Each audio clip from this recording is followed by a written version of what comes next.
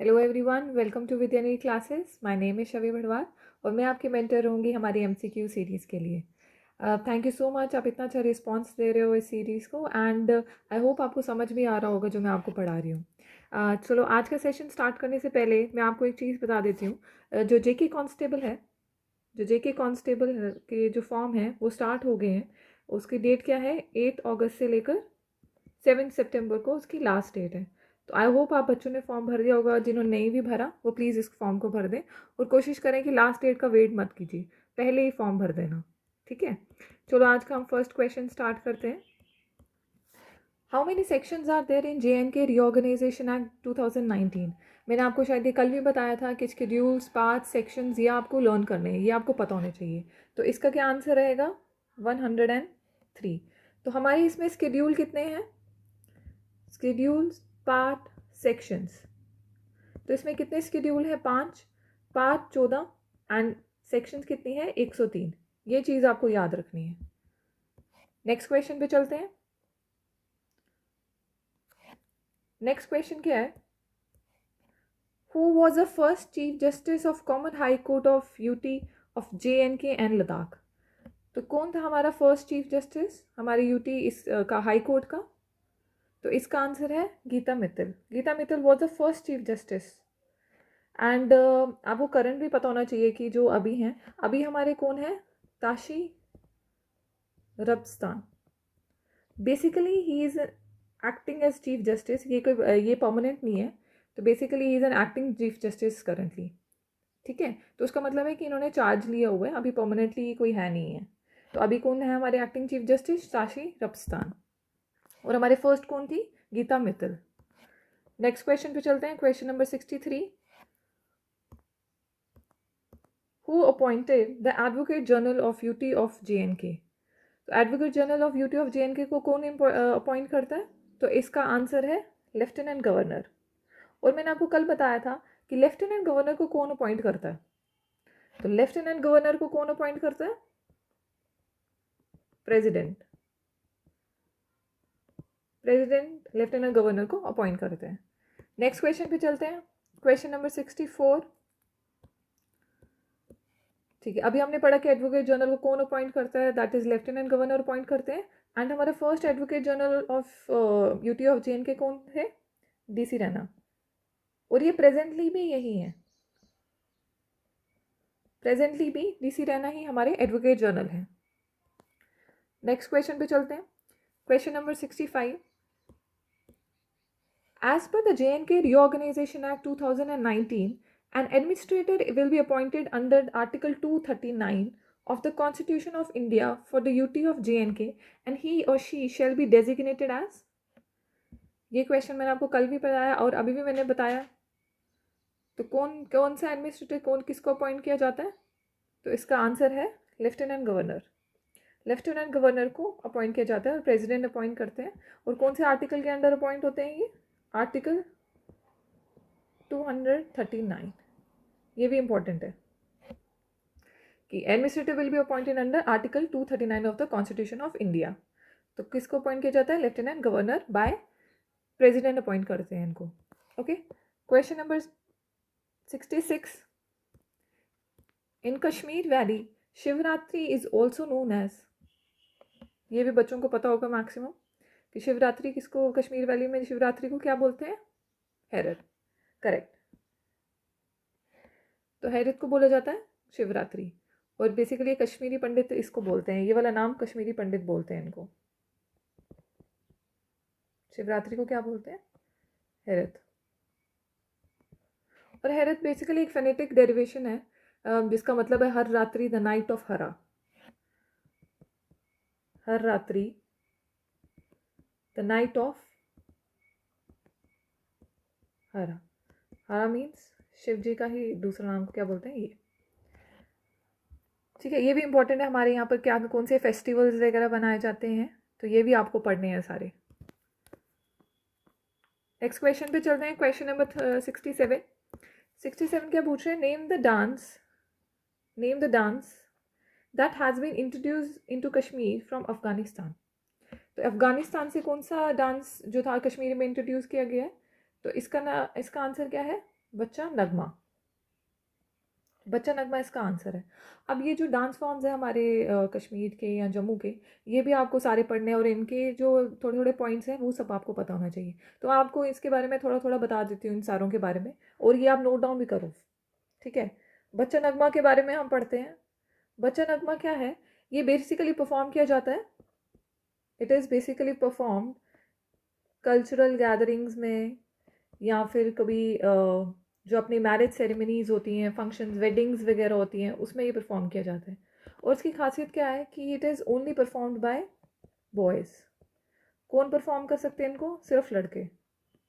Main भी perform कर सकते हैं, बट अगर मेन ने परफॉर्म करना है तो उनको क्या करना पड़ेगा?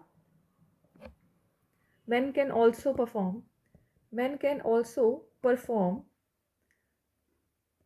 when they are dressed as boys, ठीक है। only when they are dressed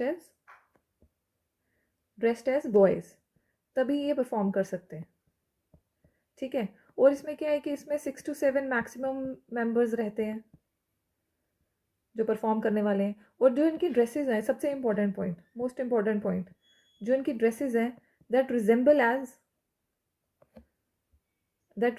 to the Kathak dancers. जो कथक डांसर्स ड्रेसेस डालते हैं, ये उसको बेसिकली सिमिलर उसकी तरह ही दिखती हैं ये। और इस डांस परफॉर्मेंस बच्चा नगमा को ऑल्सो नोन है बच्चा ग्यावन।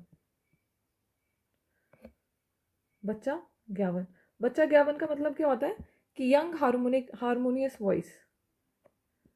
Young harmonious voice. इसमें क्या होता है, जो बच्चा नगमा होता है ना, इसमें जो डांसर्स 6-7 मेंबर्स जो मैंने बताए, इसी में से एक सिंगर भी होगा, ठीक है। तो ये हमने पढ़ लिया बच्चा नगमा के बारे में। अब ये इसके ऊपर क्या लिखा है? हफीज़ नगमा। हफीज़ नगमा के बारे में मैं बता देती हूँ आपको। जो ये हफीज़ नगमा है, ये भी परफॉर्म किया जाता है वेडिंग्स पे, परफॉर्म्ड एट वेडिंग्स। और दूसरा पॉइंट क्या है इसका कि ये भी एक Kashmiri form of traditional dances है, और इसमें इंस्ट्रूमेंट यूज़ किया जाता है जब ये परफॉर्म्स करते हैं, जब ये परफॉर्मेंस देते हैं, तो इसमें इंस्ट्रूमेंट यूज़ किया जाता है, उसका नाम क्या है? संतूर। ओके, नेक्स्ट क्या है हमारे पास? हिकत। हिकत के बारे में पढ़ लेते हैं। तो ये परफॉर्म किया जाता है to welcome spring. To welcome spring, spring season को वेलकम करने के लिए ये परफॉर्म किया जाता है। और साथ में इसमें क्या होता है कि जैसे आप किकली देखते हो ना, ये वैसा ही है। Everyone join their hands to spin,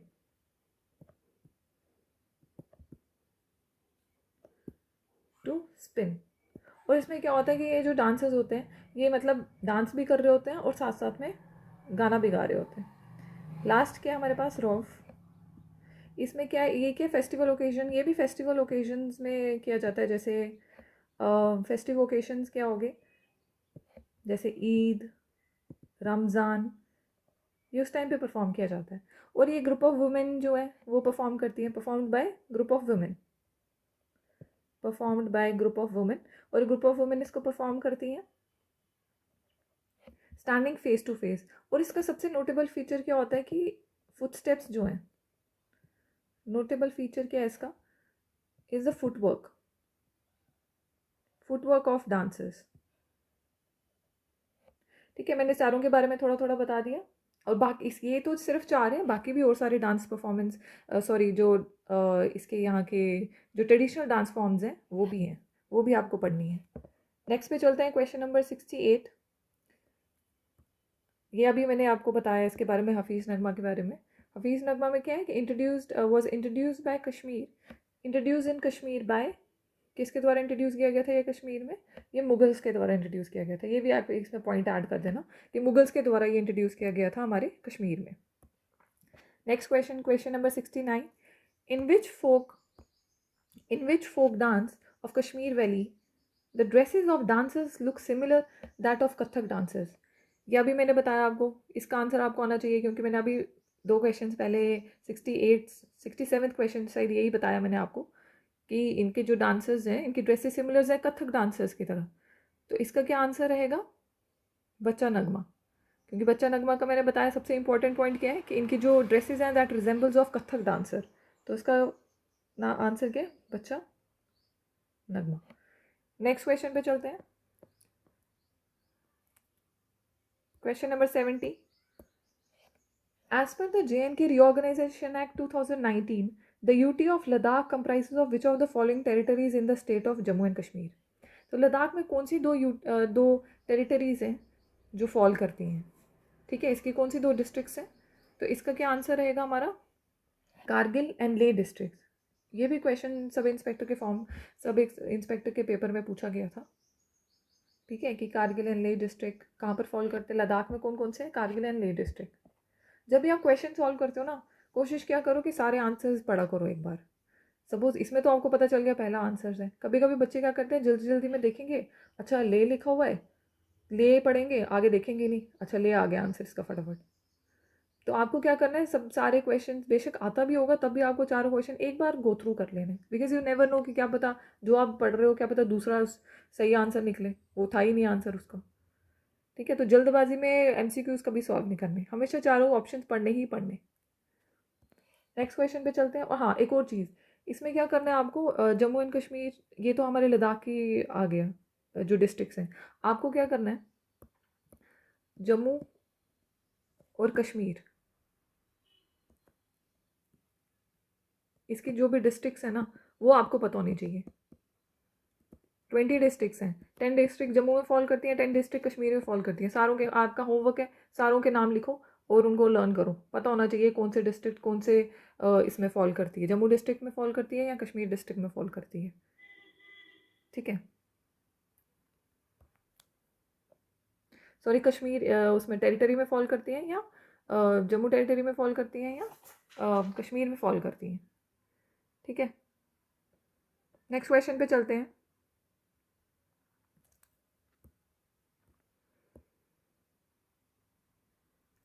JNK Reorganization Act 2019 received assent from President on, ये वाला क्वेश्चन भी आपको मैंने पहले करवा दिया था कि JNK Reorganization Act को assent प्रेसिडेंट ने कौन सी डेट पे दिया था।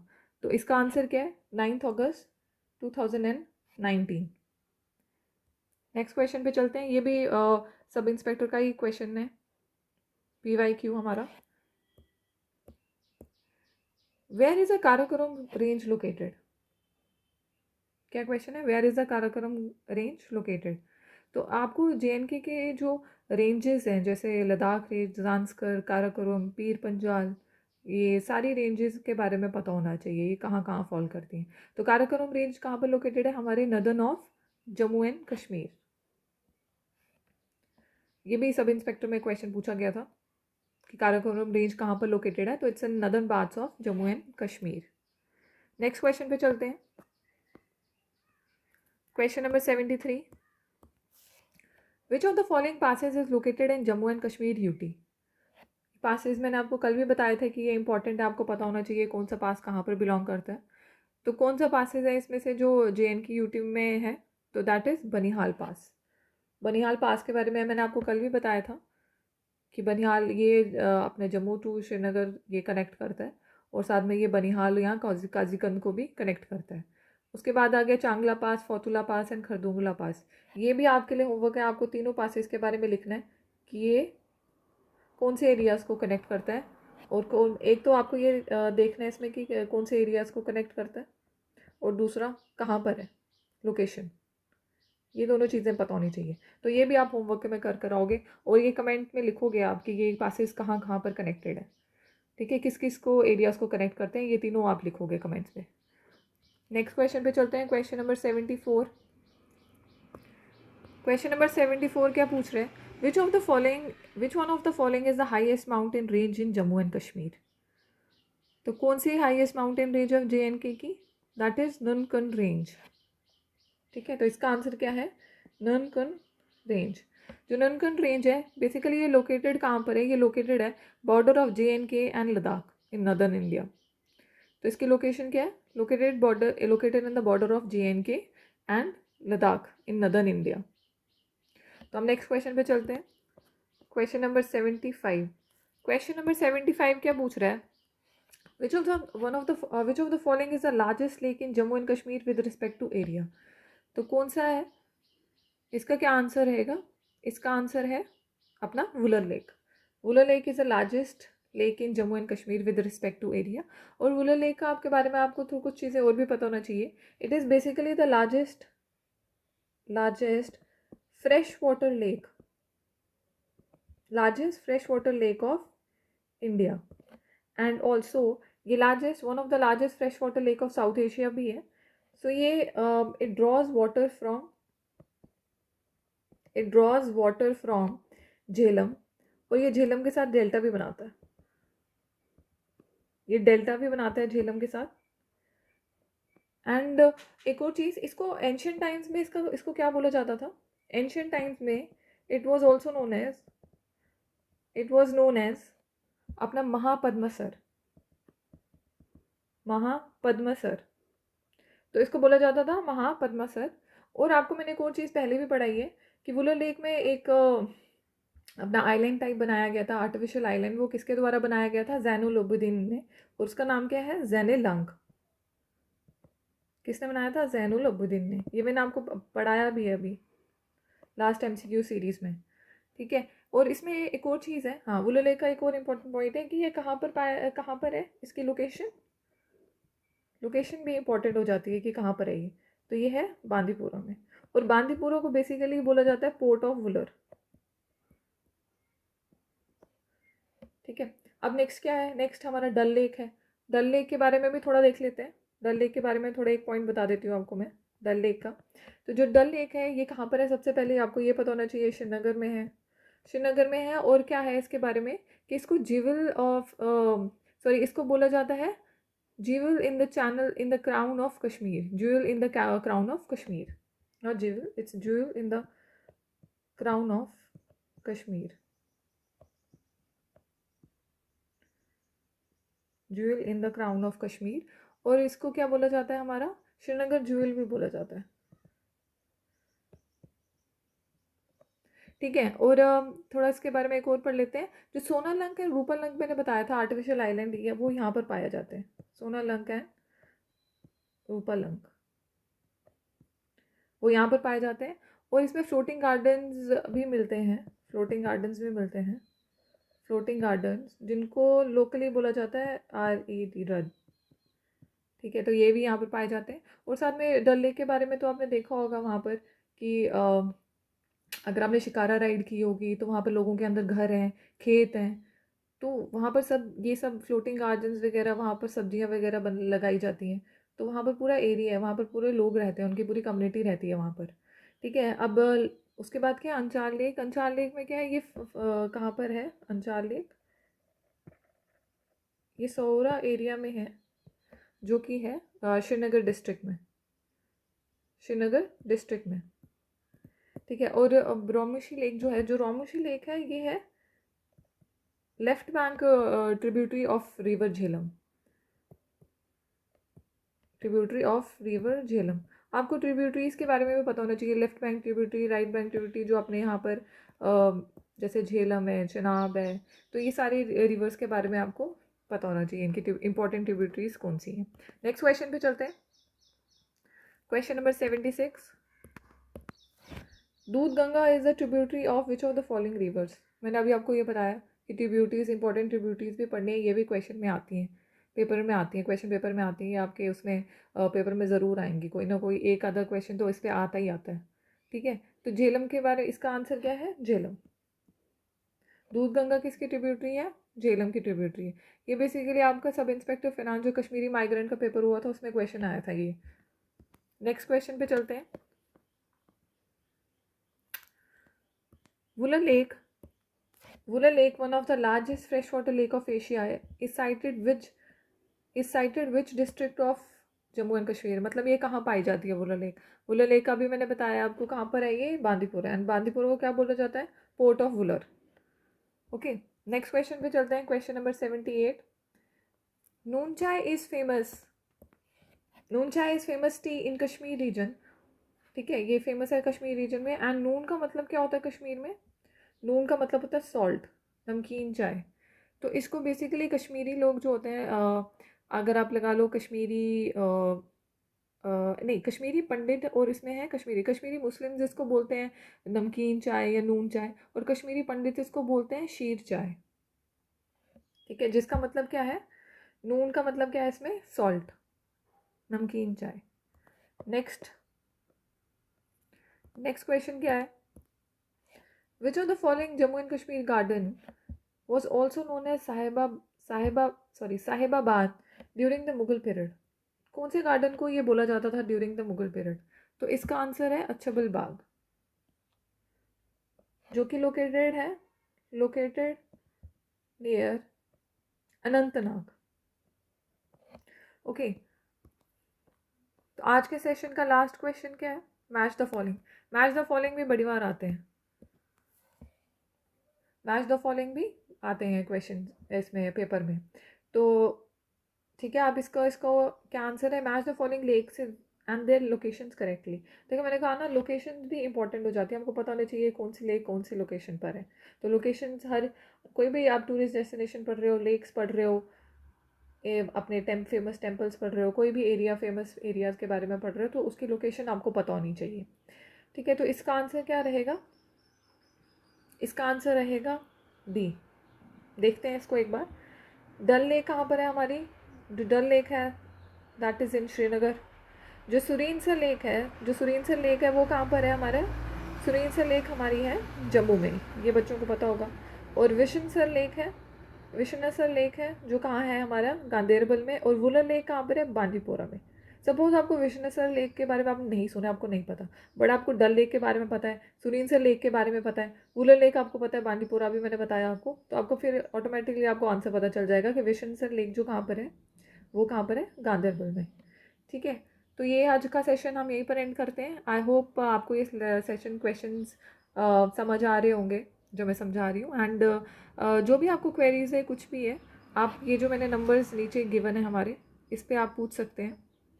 और साथ में हमारे टेलीग्राम और इंस्टाग्राम और हमारे ऐप के लिंक जो है वो ऑलरेडी डिस्क्रिप्शन बॉक्स पे गिवन है। Okay then, thank you, bye bye, take care.